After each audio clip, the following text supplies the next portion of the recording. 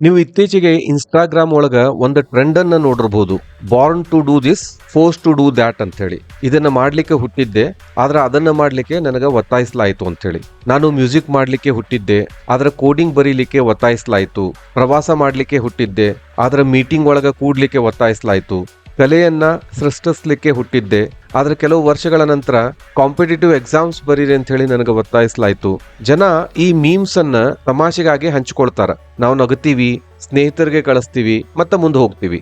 ಆದ್ರೆ ಕೆಲವು ಟ್ರೆಂಡ್ಗಳು ವೈರಲ್ ಆಗ್ತಾವ, ಯಾಕಂದ್ರ ಅವು ಲಕ್ಷಾಂತರ ಜನರು ಮೂಕವಾಗಿ ಅನುಭವಿಸ್ತಾ ಇರೋ ನೋವನ್ನ ರೆಪ್ರೆಸೆಂಟ್ ಮಾಡ್ತಾವ. ನಿಮಗ ನಂಬಲಿಕ್ಕೂ ಆಗದ ಆಶ್ಚರ್ಯಕರ ಸಂಖ್ಯೆ ಜನ ತಮ್ಮ ಮನಸ್ಸಿನ ಆಳದೊಳಗ ತಾವು ಬೇರೆ ರೀತಿ ಜೀವನಕ್ಕಾಗಿ ಹುಟ್ಟಿವಿ ಅಂತ ಹೇಳಿ ಪ್ರಾಮಾಣಿಕವಾಗಿ ಭಾವಿಸ್ತಾರ.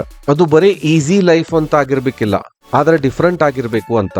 ಆದ್ರೆ ಬಹಳ ಕಾಮನ್ ವಿಷಯ ಅಂದ್ರ ಸಾಕಷ್ಟು ಜನ ಆ ಭಾವನೆಯನ್ನ ಯಾವಾಗ್ಲೂ ಗಂಭೀರವಾಗಿ ಅನ್ವೇಷಿಸುವುದಿಲ್ಲ, ಎಕ್ಸ್ಪ್ಲೋರ್ ಮಾಡುವುದಿಲ್ಲ. ಅದನ್ನ ಆರಂಭದೊಳಗ ಹತ್ತಿಕ್ ಬಿಡ್ತಾರ. ಆಮೇಲೆ ನಿಧಾನವಾಗಿ ತಮ್ಮದ ಆದ ಒಳಗಿನ ಧ್ವನಿ ಅವ್ರಿಗೆ ಕೇಳಿಸುವುದೇ ಇಲ್ಲ. ಚಿಕ್ಕಂದಿನಿಂದಲೇ ನಮ್ಮಲ್ಲಿ ಹೆಚ್ಚಿನವ್ರಿಗೆ ಪರ್ಸನಲ್ ಆಗಿ ಯೋಚಿಸೋ ಮೊದಲು ಪ್ರಾಕ್ಟಿಕಲ್ ಆಗಿ ಯೋಚಿಸ್ಲಿಕ್ಕೆ ತರಬೇತಿ ನೀಡಲಾಗ್ತದ. ಯಾವ ಉದ್ಯೋಗ ಸೇಫ್ ಆಗ್ಯದ, ಯಾವ ಡಿಗ್ರಿಗೆ ಡಿಮ್ಯಾಂಡ್ ಇರ್ತದ, ಸಮಾಜ ಯಾವ ಕರಿಯರ್ ಅನ್ನ ಗೌರವಿಸ್ತದ, ನಮ್ಮ ರಿಲೇಟಿವ್ಸ್ ಗಳು ಏನ್ ಹೇಳ್ತಾರ, ಇಂಥವೆಲ್ಲ ಕ್ವಶನ್ ಗಳಿಗೆ ಅವರನ್ನ ಪ್ರಿಪೇರ್ ಮಾಡ್ಲಾಗ್ತದ.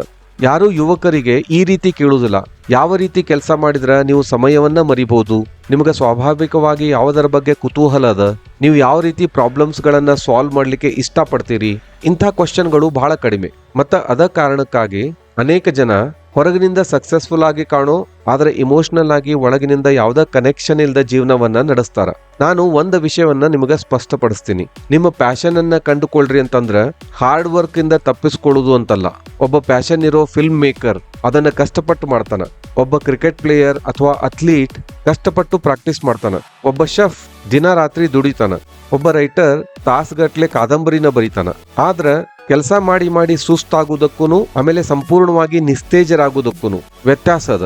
ನೀವು ಯಾವುದೇ ಕೆಲಸ ಮಾಡೋದನ್ನ ಆಳವಾಗಿ ಆನಂದಿಸಿದಾಗ ಅದನ್ನ ಇನ್ನೂ ಚಲೋ ಮಾಡ್ಬೇಕು ಅನ್ನೋ ಹೋರಾಟ ಇರ್ತದ. ಆದ್ರೆ ಆ ಕೆಲಸ ಮಾಡ್ಲಿಕ್ಕೆ ನಿಮ್ಮ ಒಳಗಿರೋ ರೆಸಿಸ್ಟೆನ್ಸ್, ಪ್ರತಿರೋಧ ಕಡಿಮೆ ಆಗ್ತದ.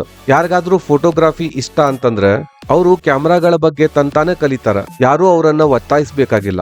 ಕಥೆ ಕೇಳಲಿಕ್ಕೆ ಹೇಳಲಿಕ್ಕೆ ಹುಚ್ಚಿರೋ ವ್ಯಕ್ತಿಗೆ ತಾಸುಗಟ್ಲೆ ಫಿಲ್ಮ್ ನೋಡ್ಲಿಕ್ಕೆ ಮತ್ತ ಅನಲೈಸ್ ಮಾಡ್ಲಿಕ್ಕೆ ಯಾರು ಫೋರ್ಸ್ ಮಾಡ್ಬೇಕಾಗಿಲ್ಲ. ಅವ್ರು ಅದನ್ನ ನ್ಯಾಚುರಲ್ ಆಗಿ ಮಾಡ್ತಾರ. ಆದ್ರೆ ನಮ್ಮೊಳಗ ನಮಗಿಷ್ಟದ ಕೆಲಸ ಮಾಡ್ಲಿಕ್ಕೆ ಒಂಥರ ಸೋಮಾರಿತನ ಬರ್ತದ. ಅದ ಆಕ್ಚುಯಲ್ ಆಗಿ ಸೋಮಾರಿತನ ಅಲ್ಲ, ಅದು ನಿಮ್ಮ ವ್ಯಕ್ತಿತ್ವ ಆಮೇಲೆ ನೀವು ಆರಿಸಿಕೊಂಡ ಹಾದಿ ಅವೆರಡರ ನಡುವಿನ ಹೊಂದಾಣಿಕೆಯ ಕೊರತೆ.